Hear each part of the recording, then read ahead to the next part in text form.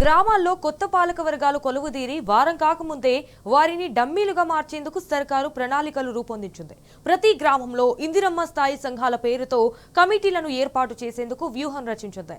అయితే ఇటు ఉమ్మడి రాష్ట్రంలో కూడా ఇలాంటి స్థాయి సంఘాలు ఉండగా తెలంగాణ ఏర్పడిన తర్వాత కేసీఆర్ ప్రభుత్వం వాటిని తొలగించి సర్పంచ్లకే ప్రాధాన్యం ఇచ్చింది. ఇప్పుడు రేవంత్ రెడ్డి ప్రభుత్వం మళ్లీ వాటిని తెర మీదకి తెస్తున్నది.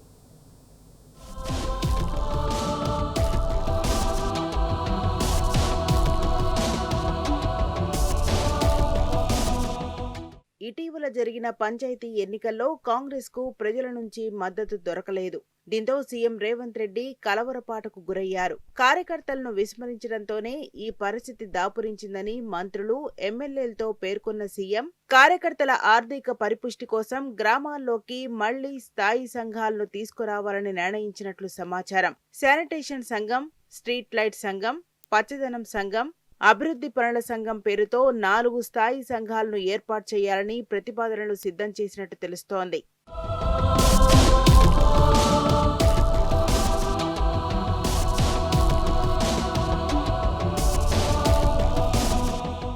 పంచాయతీ స్థాయి సంఘాలు ఉమ్మడి ఏపీలో అమల్లో ఉండేవి. తెలంగాణ ఏర్పాటు తర్వాత కొన్ని రోజులు వాటి మనుగడ ఉన్నది. అయితే సర్పంచ్ అధికారాలు, నిత్య కార్యక్రమాల్లో సంఘాల్లోని గ్రామ అభివృద్ధి ప్రణాళికలను వ్యతిరేకించటం, పనులు సాగకుండా అడ్డుకోవడం, సర్పంచులను బ్లాక్ మెయిల్ చేయటం, ప్రతి పని స్కీమ్లో కమిషన్లు తీసుకునే వరకు వ్యవహారం వెళ్లింది.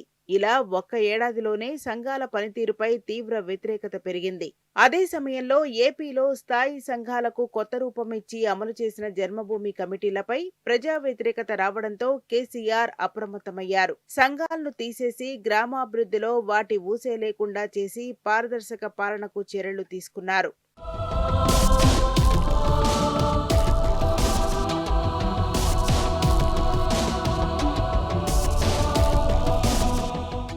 ఏపీలో చంద్రబాబు జన్మభూమి కమిటీల తరహాలో తెలంగాణలో ఇందిరమ్మ స్థాయి సంఘాలు తీసుకురావాలని సీఎం రేవంత్ రెడ్డి నిర్ణయించినట్టు సమాచారం. ప్రతి గ్రామంలో 4 స్థాయి సంఘాలు ఏర్పాటు చేసి వాటిని కాంగ్రెస్ కార్యకర్తలతో నింపాలని ప్రభుత్వం భావిస్తోంది.